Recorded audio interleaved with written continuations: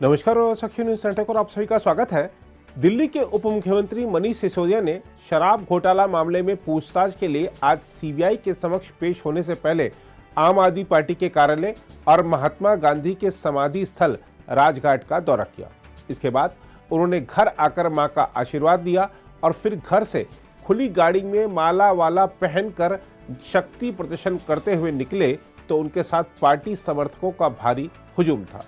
हम आपको बता दें कि सीबीआई ने दिल्ली सरकार की आबकारी नीति को बनाए जाने और उसके क्रियान्वयन में भ्रष्टाचार के सिलसिले में पूछताछ के लिए सिसोदिया को तलब किया है।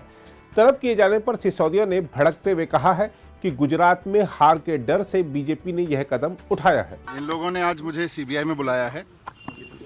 इनकी तैयारी अब मुझको गिरफ्तार करने की है। इन्होंने पहले सीबीआई रेड कराई मेरे इस घर में, इनको उसमें कुछ नहीं मिला, एक पैसे का कोई भ्रष्टाचार नहीं मिला इनको मेरे घर में। उसके बाद इन्होंने मेरे बैंक लॉकर की जांच कराई, बैंक लॉकर छाने सीबीआई ने, वहाँ पे इनको कुछ नहीं मिला। इनको लग रहा था वहाँ कोई प्रॉपर्टी के दस्तावेज मिलेंगे, कैश मिलेगा, गोल्ड मिलेगा, वहाँ कुछ नहीं मिला। मेरे बैंक लॉकर में कुछ नहीं मिला। इन्होंने मेरे गांव में जाके पूछताछ की कि वहाँ हो सकता है ज़मीनें खरीदी हों, खूब पूछताछ की इन्होंने, वहाँ भी कुछ नहीं मिला। इनको भी पता है कि ये पूरा केस फर्जी है। ये पूरा केस मेरे खिलाफ जो चलाया जा रहा है ये पूरा फर्जी केस है। इनका मकसद मुझे गिरफ्तार करके जेल में डालना है ताकि मैं गुजरात न जा सकूं। गुजरात में भारतीय जनता पार्टी बुरी तरह से हार रही है और इसीलिए ये डरी हुई है। इसीलिए आज ये मुझको भी गुजरात जाने से रोकना चाहती है। इस बीच सीबीआई अधिकारियों ने बताया है कि सिसोदिया सुबह 11:15 बजे सीबीआई मुख्यालय पहुंचे। उन्हें सीधे पहली मंजिल पर भ्रष्टाचार रोधी शाखा के कार्यालय ले जाया गया। हम आपको बता दें कि सीबीआई ने अगस्त में सिसोदिया और 14 अन्य के खिलाफ भारतीय दंड संहिता की विभिन्न धाराओं और भ्रष्टाचार निवारण अधिनियम के तहत एक प्राथमिकी दर्ज की थी। अधिकारियों ने बताया था कि दिल्ली के उपराज्यपाल वीके सक्सेना ने दिल्ली आबकारी नीति 2021-22 के क्रियान्वयन में अनियमितताओं की सीबीआई जांच की सिफारिश की थी। प्राथमिकी दर्ज होने के बाद सीबीआई ने सिसोदिया के परिसरों पर छापेमारी की थी और गाजियाबाद के एक बैंक में उनके लॉकर की तलाशी भी ली थी। इस बीच आम आदमी पार्टी के नेता सीबीआई मुख्यालय के बाहर ही धरने पर बैठ गए हैं और मोदी सरकार पर एजेंसियों के दुरुपयोग का आरोप लगा रहे हैं। उधर सिसोदिया पर तंज कसते हुए बीजेपी प्रवक्ता संबित पात्रा ने कहा है कि आज जिस प्रकार से मनीष सिसोदिया एक खुली कार में अपने समर्थकों के साथ नारे लगाते हुए निकले, ऐसा लग रहा है मानो कोई किला फतेह कर वापस आ रहा है। उन्होंने कहा कि ये कहना अतिशयोक्ति नहीं होगी कि ये जश्न भ्रष्टाचार है। आज सुबह से ही ड्रामा और आम आदमी पार्टी की नौटंकी हम सभी टेलीविजन के माध्यम से देख पा रहे हैं। अगर सही मायने में बोला जाए तो कांग्रेस और आम आदमी पार्टी के पापों का जो नौटंकी है वो एक ही किस्म का है। आज जिस प्रकार के जो सीन देखने को मिल रहे हैं आम आदमी पार्टी का, जो ड्रामा देखने को मिल रहा है, आप याद करिए चंद दिनों पहले ठीक इसी प्रकार का दृश्य राहुल गांधी और कांग्रेस पार्टी का देखने को मिल रहा था। जब राहुल गांधी जी को भ्रष्टाचार के मामले में पूछताछ के लिए बुलाया गया था तो ठीक इसी प्रकार कांग्रेस पार्टी नौटंकी करने में लगी थी। इसी प्रकार से कांग्रेस पार्टी प्रदर्शन करने में लगी हुई थी। और आज ये अतिशयोक्ति नहीं होगी अगर ये कहा जाए कि ये जश्न भ्रष्टाचार है। This is almost celebrating corruption. पहले तो भ्रष्टाचार कीजिए, दलाली कमाइए और उसके ऊपर जब आपसे पूछा जाए सवाल, जब आपसे सवाल पूछताछ किया जाए तो आप जश्न मनाइए। जिस प्रकार से मनीष सिसोदिया आज एक खुले कार में अपने समर्थकों के साथ नारे लगाते हुए, फूल माला डाले हुए निकले हैं, ऐसा लग रहा है मानो कोई किला फतेह करके वापस आ रहा है। It seems as if the Aam Aadmi Party has won the world cup of corruption. इसमें कोई दोमत नहीं है। अगर वर्ल्ड कप होगा करप्शन का तो आम आदमी पार्टी उसमें दुनिया की नंबर 1 पार्टी साबित होगी, सिद्ध होगी। तो यह कहना आज अतिशयोक्ति नहीं होगा कि जिस प्रकार की दृश्य आज भारत देख रही है, ये आम आदमी पार्टी का सेलिब्रेशन ऑफ करप्शन, जश्न भ्रष्टाचार है।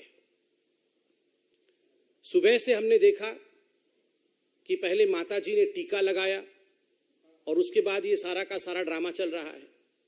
ये पहली बार नहीं है कि मनीष सिसोदिया जी के साथ इस प्रकार का ड्रामा हम देख रहे हैं। आप याद करिए, नवाब मलिक जी, सत्येंद्र जैन जी, संजय राउत जी, ये सारे लोग इसी प्रकार से अपने घरों से निकले थे। आप याद करिए, जब नवाब मलिक के ऊपर भ्रष्टाचार का आरोप लगा था और जो अपने घर से वो निकले थे तो उनका भी टीका लगाया गया था। संजय राउत जी का भी इसी प्रकार से विदाई की गई थी। और तो और सत्येंद्र जैन जी को तो भारत रत्न मिलना चाहिए। इस प्रकार से अरविंद केजरीवाल जी ने उनका स्वागत किया था। मगर इनमें से कोई भी व्यक्ति जेल से बाहर नहीं आ पाया। हर व्यक्ति आज जेल में है। नवाब मलिक भी जेल में है, सत्येंद्र जैन भी जेल में है और संजय राउत भी घोटाले में जेल में। They went to the jail with a fanfare, but they could not prove that they were not guilty. आज तक उन्होंने ये एविडेंस प्रस्तुत नहीं किया है कि उन्होंने भ्रष्टाचार नहीं किया और नतीजा है कि आज भी वो जेल में बंद है। कोई भी भ्रष्ट व्यक्ति कभी नहीं कहता है कि मैं भ्रष्ट हूं। जितने भी भ्रष्ट व्यक्ति हैं दुनिया के, वो कहते हैं मैं तो दूध का धुला हुआ हूं, मैं तो पाक साफ हूं जी। ये तो मेरे ऊपर राजनीतिक दबाव के कारण से झूठे आरोप लगाए गए। और आज आम आदमी पार्टी और मनीष सिसोदिया भी यही कर रहे हैं।